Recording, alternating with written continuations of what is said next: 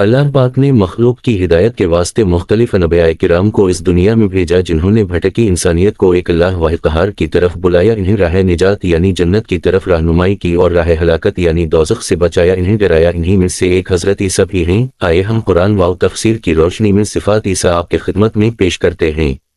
नाज़रीन, हज़रत ईसा बनी इसराइल में पैदा होने वाले आखिरी नबी थे। आपने अपनी कौम को खातिम अल अंबिया हज़रत मोहम्मद की आमद की खुशखबरी दी।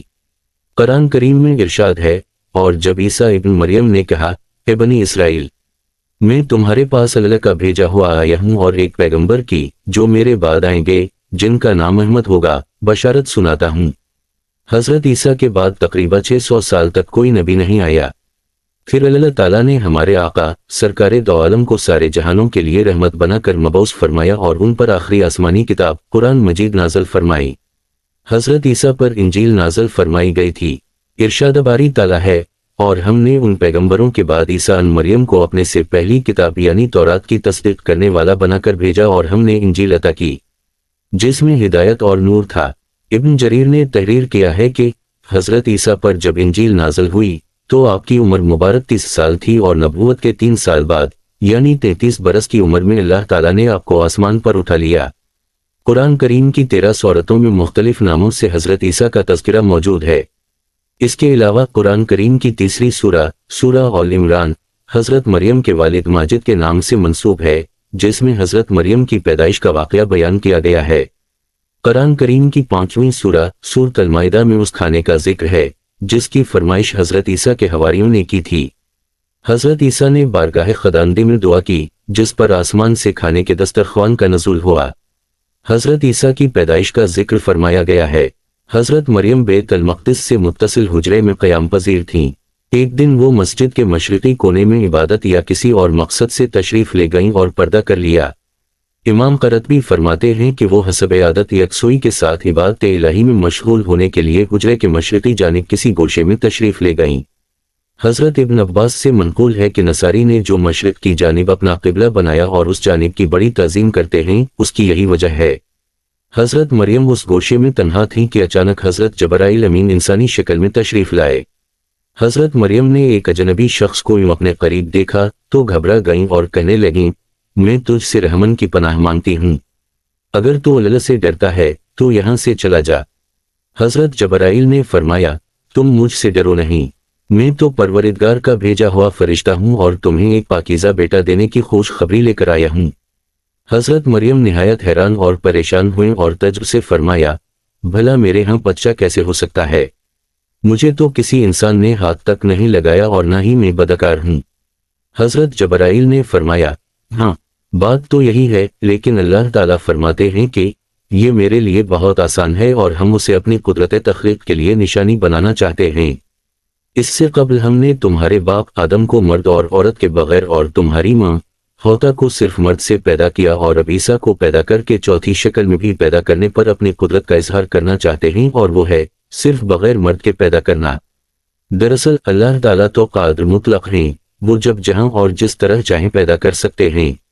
वो बेजान चीज से जानदार को पैदा कर सकते हैं और जानदार से बेजान। बेटे की बशारत के बाद हज़रत जबराइल ने आप पर फूंक मारी और वहां से चले गए। कुछ दिनों के बाद हज़रत मरियम को बच्चे की पैदाइश के आसार महसूस होने लगे। जैसे जैसे पैदाइश के दिन करीब आते जा रहे थे, आपकी परेशानी में भी इजाफा होता चला जा रहा था। जब पैदाइश का वक्त करीब आया तो आप लोगों के खौफ से बैत अल मक़दिस से तकरीबन 9 मील दूर जंगल की जानिब एक पहाड़ी कोहे सराद की जानिब चली गईं। यही वो जगह है जो बाद में बीत अल लहम कहलाई। जब दर्द-ए-ज़ा शुरू हुआ तो आप एक खजूर के दरख्त से टेक लगाकर बैठ गईं। ज़चगी की तकलीफ की शिद्दत और दूनी वालों के खौफ ने आप दीदा कर दिया। कहने लगीं, काश मैं उससे पहले ही मर गई होती और लोगों की याद से भी भूली बिसरी हो जाती। उलमा फरमाते हैं कि उन्होंने मौत की आरज़ू इसलिए की कि वो अजीज व अकारिब, खानदान, बरादरी और लोगों को किस तरह मुतमईन कर सकेंगी, जबकि कोई उनकी सदाकत की तस्दीक करने वाला भी नहीं। उनकी शोहरत एक नेक पारसा और जाहिदा के तौर पर थी, लिहाजा उनके लिए ये तसव्वुर ही बड़ा रो फरसा और तकलीफ दह था कि लोग उन्हें बदकार समझें।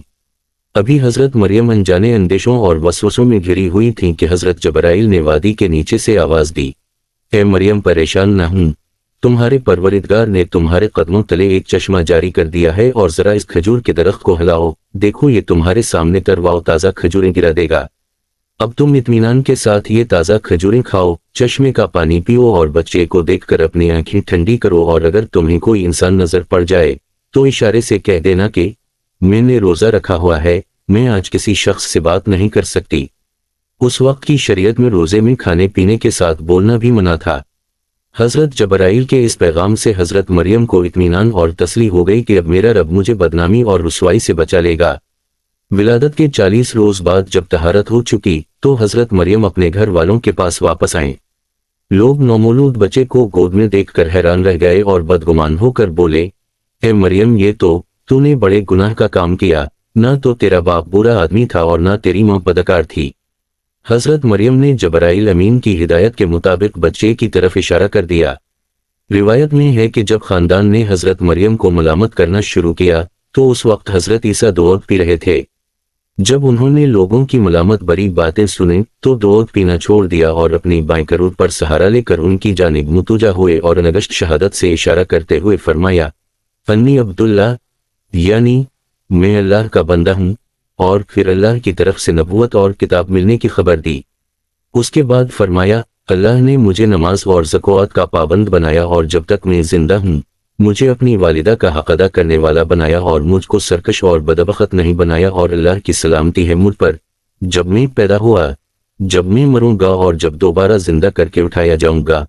لوگوں نے جب نومولود بچے کے منہ سے یہ الفاظ سنے تو حیرت زدہ رہ گئے اور انہیں یقین ہو گیا کہ بی بی مریم پاک دامن ہیں اور یہ بچہ اللہ کا برگزیدہ بندہ ہے۔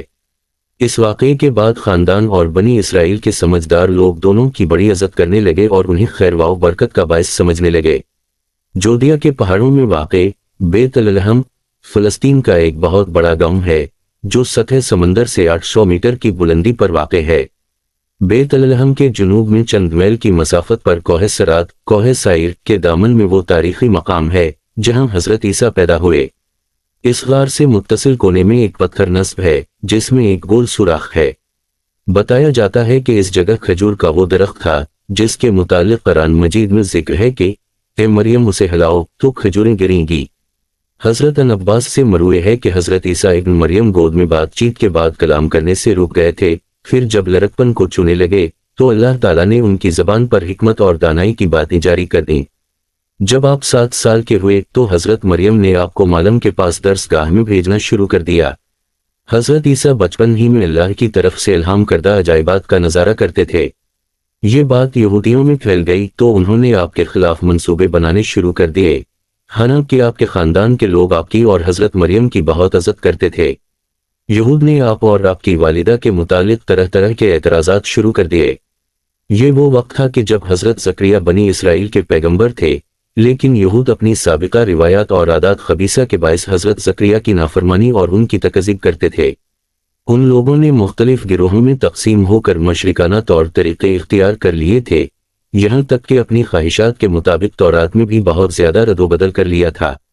ان کے عقائد و اعمال دن بدن بد سے بدتر ہوتے چلے جا رہے تھے۔ جب بیت المقدس کے حالات خراب ہونے لگے تو حضرت مریم آپ کو لے کر اپنے عزیزوں کے پاس مصر چلی گئیں۔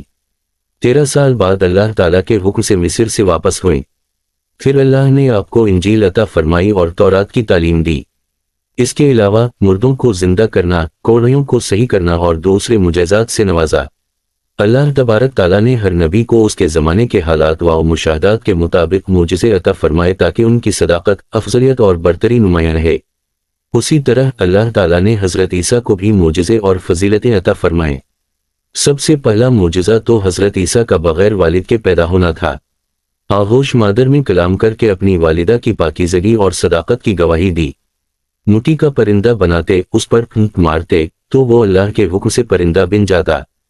پیدائشی نابینا کی آنکھوں پر ہاتھ رکھتے تو اس کی بینائی ایسے آ جاتی جیسے کبھی نابینا نہ ہوا ہو۔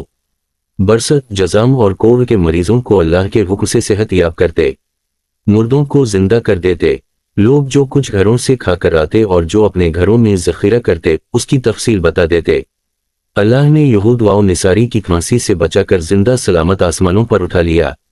قیامت کے قریب دوبارہ دنیا میں تشریف لائیں گے اور لوگوں سے کلام کریں گے، جس کا اشارہ سورہ آل عمران میں ہے کہ ماں کی گود میں بھی اور ادھر عمر میں بھی کلام کریں گے۔ جب آپ کو دنیا میں دوبارہ بھیجا جائے گا تو آپ امت محمدی کی قیادت کے لیے بحیثیت خلیفہ الرسول صلی اللہ علیہ وسلم اور امتی کے تشریف لائیں گے۔ آپ مسلمانوں کے ساتھ مل کر جہاد کریں گے، دجال اور خنزیر کو قتل کریں گے، صلیب توڑ ڈالیں گے۔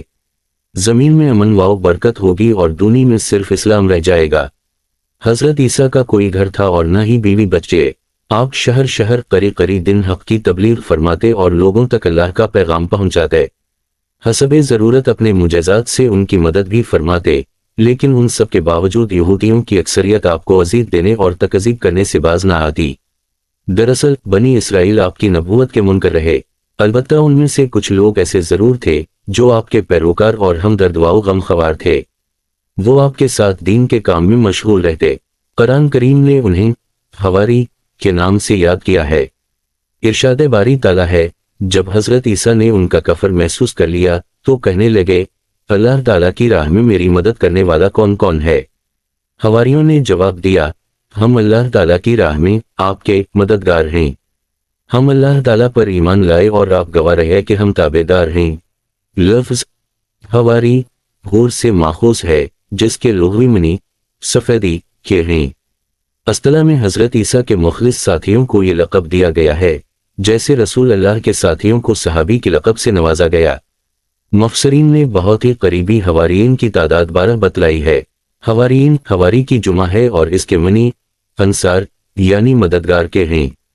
جیسے حضور نبی کریم کا فرمان ہے کہ ہر نبی کا کوئی حواری یعنی مددگار ہوتا ہے، میرے حواری زبیر ہیں۔